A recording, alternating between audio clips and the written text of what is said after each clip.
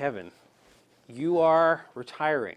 Tell me, why now? Why now? Well, I think I've been around long enough. Do you think Connecticut should have the death penalty? Personally, I'm not in favor of the death penalty. I wasn't then.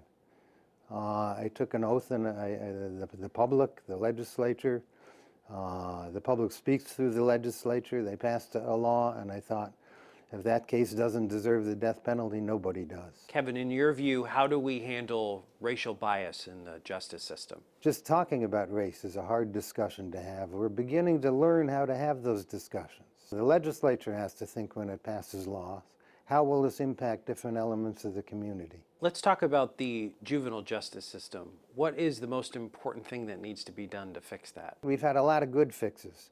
Raise the age to 16 and 17 to include 17 and 18-year-olds in the juvenile court, I think was a very good idea.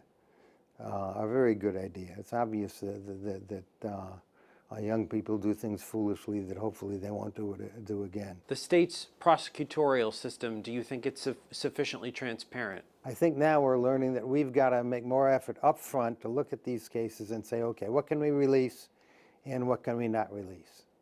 The next step is some things have to be explained at the time they're released so the public can put it into context when we see it. What would you say to people who don't have trust in the criminal justice system? If anybody sits in court and watches trials and watches jurors as they deliberate, watch them when they come out that jury room door after they've deliberated, and watch the concern on their face, and sometimes the tears in their eyes, and sometimes then you cannot read the anguish that they've gone through to come to a decision that they believe is right and correct.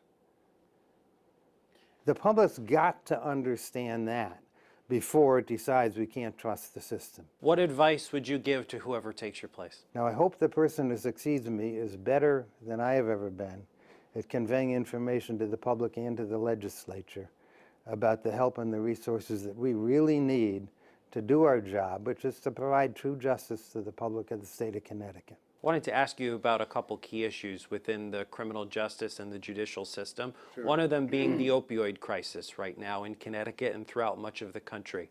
How do you see that playing out as we move forward? Is that a criminal issue or is this an addiction issue? I do think we should devote more effort to enforcing the laws prohibiting the sale of narcotics and being able to target the people who are profiting greatly. Not the street dealers, but the people a couple of levels above the street dealers who are doing it. That's a criminal matter.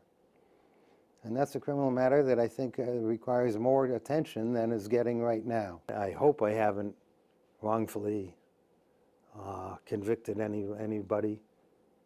You know, I've never prayed for a guilty verdict. I have prayed for the right verdict.